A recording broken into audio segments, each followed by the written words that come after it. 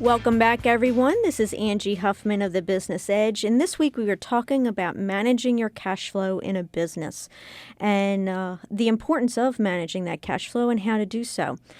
So as we went for break, we were talking about Sandy, how she didn't plan the money part of her business and how she ran into trouble. Now, one thing that a well thought out cash flow management plan or financial plan would give you the broad perspective of your business, the cash, how the money is going to work in your business before you spend any money in your business, so that you can make sure your priorities are set appropriately for your business.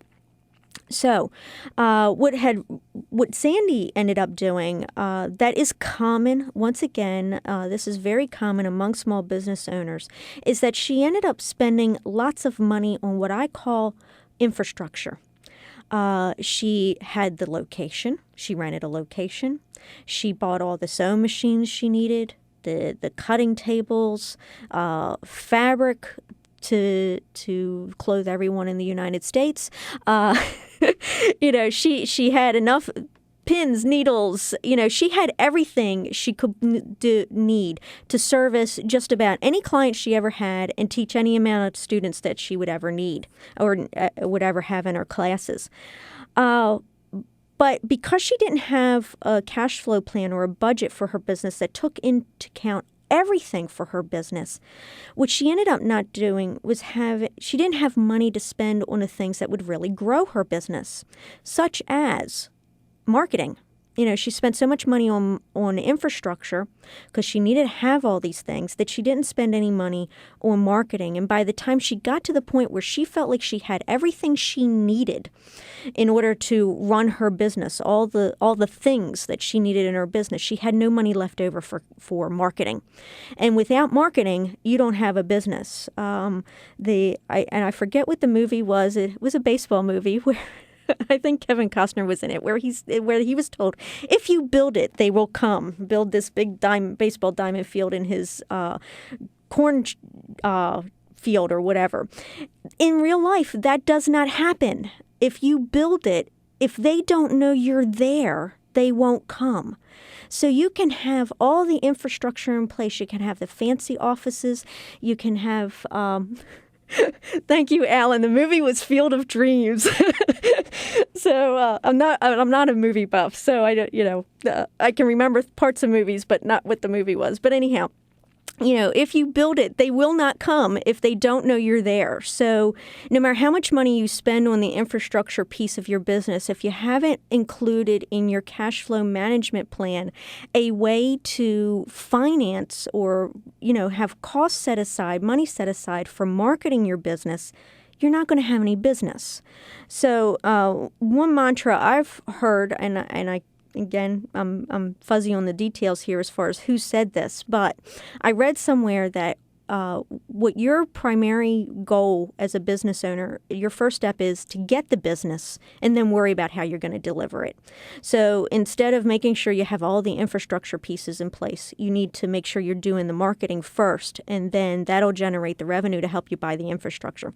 But anyhow, another thing that happened with Sandy was that she began, because she wasn't marketing, she wasn't getting the revenue in as quickly as she had hoped.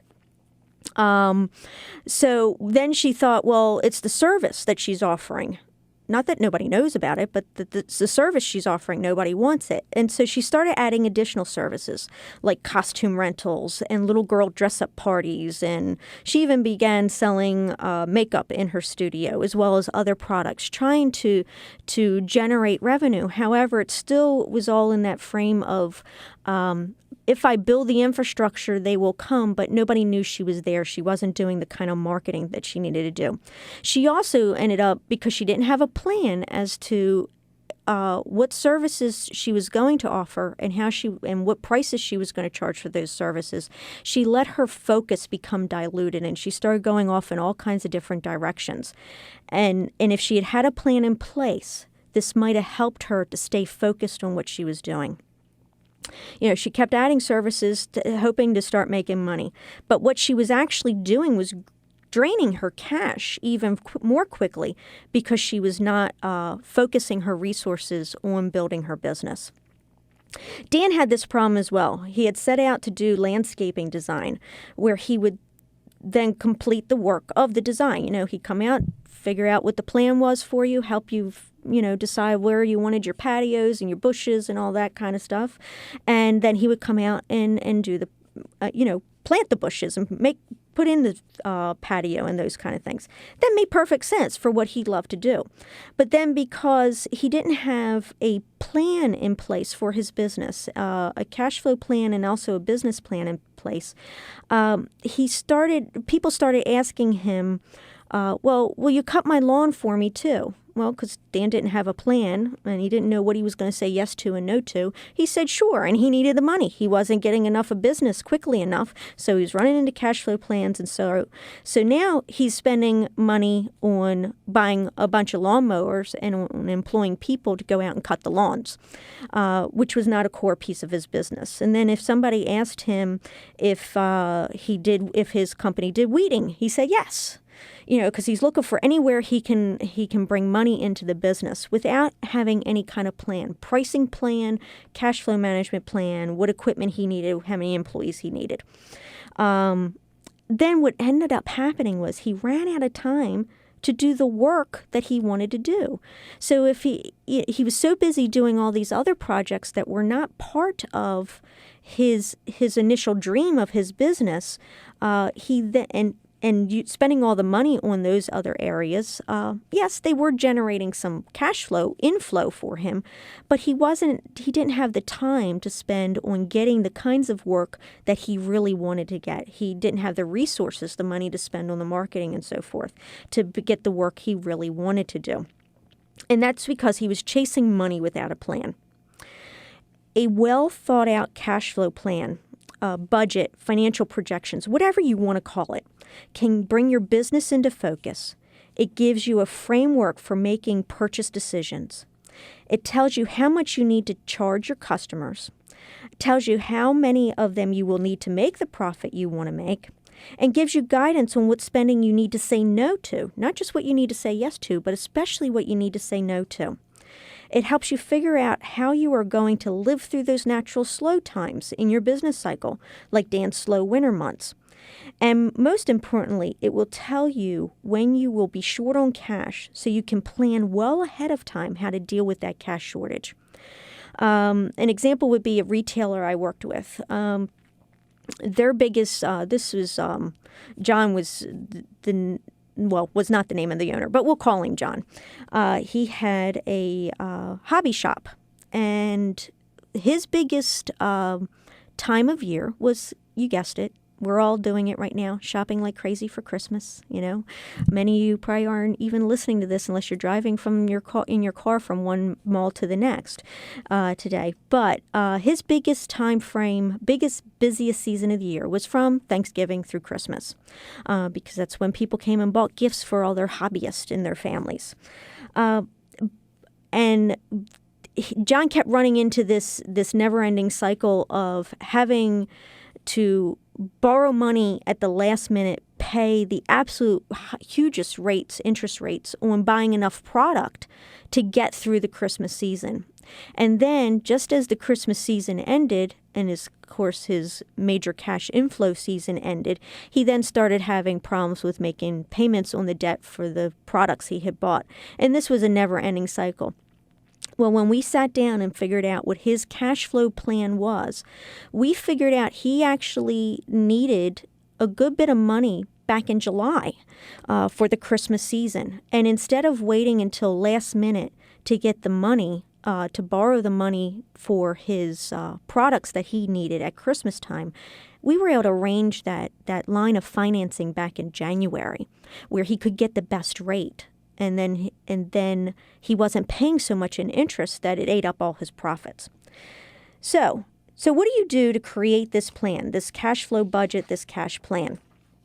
Well, of course, if you're like most of my business owners that I work with, your answer was you don't have a clue. And that's okay, because you know what? You're the creative entrepreneur. It's been my experience the creative skill that comes with doing landscaping design, sewing, whatever. And in our service-oriented business economy now, a lot of us are in creative roles. They are the opposite side of the brain from managing the finances in the business. And so creative people tend not to be financial people. And that's okay, because we need all those kind of people and we need all those strengths. However, with the right guidance, anyone can learn how to do this. And with the help of someone who is professionally trained, such as myself, to help you manage your cash flow, you can focus on what you do best in your business while also making sure your business is financially viable. So let's start running through the steps of building a cash flow plan. The first step is, what are your goals for this business? Now, some people would say, I don't know. Well, you know what? When you're just starting out, maybe you don't know. But think about if, this was the end of your career, the end of your business career. What would you want it to have looked like? What kind of services would you have offered? Ideally, what did you really want to do? How much money would you have made? What would your customers look like? So plan out ideally. That's your goals, your ideal goals of what you want from your business. This will help you focus in on what's most important to you and then focus your business on what's important to you. You don't want to end up like Dan, who wanted to do landscaping design and then implement those designs and then end up spending most of your summer weeding and cutting lawns. So that's where you start with, is your goals. And then look at as far as building the financial piece of it, what do you already know? If you've already been in business, you already know what's happened in the past. You know how much, in Dan's case, a lawnmower is going to cost you. You know how much, in Sandy's case, a sewing machine is going to cost you, how much fabric is going to cost you. You have a lot of financial data already. If you don't already have a business, do the research. Okay, there's lots of, check out the Pratt Library, especially the downtown library. They have a special business section where the librarians there can help you do the research to find out what are all the costs involved in running your kind of business. And then look at the various pieces of the plan. There's several pieces of the plan. The first one is, what services will you offer? And what, more importantly, is the fee structure for those services? In Dan's case, the landscaping design. How much is he going to charge for that? And next week, we'll be talking more about pricing what you're worth and how you go about figuring out what you need to price, how you need to price your services so that you get the profit that you need and the strategies for doing so. But the first thing you need to do is figure out what kind of profit are you looking for and how much you need to charge for your services. And if you can't price for profit, you shouldn't be doing it. In Sandy's case, she was renting out costumes.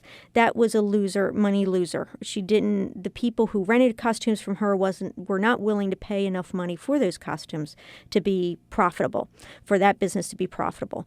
Lawn cutting was not profitable for Dan. So there's a lot of factors that go into pricing your services, and again, we'll talk about that next week.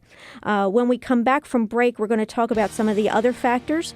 This is Angie Huffman of the Business Edge talking about managing your cash flow.